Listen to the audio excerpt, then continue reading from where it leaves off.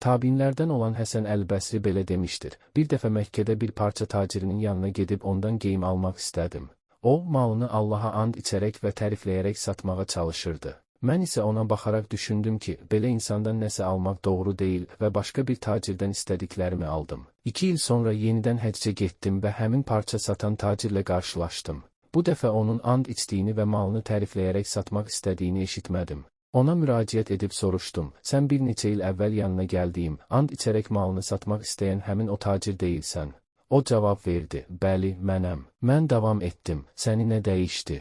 Artıq and içdiyini və malını tərifləyərək satmaq istədiyini görmürəm. O dedi: Əvvəl bir arvadım vardı. Əgər evə az pul gətirsəydim, narazı qalırdı, çox gətirsəm də az sayırdı. O vəfat etdikdən sonra başqa qadınla evləndim.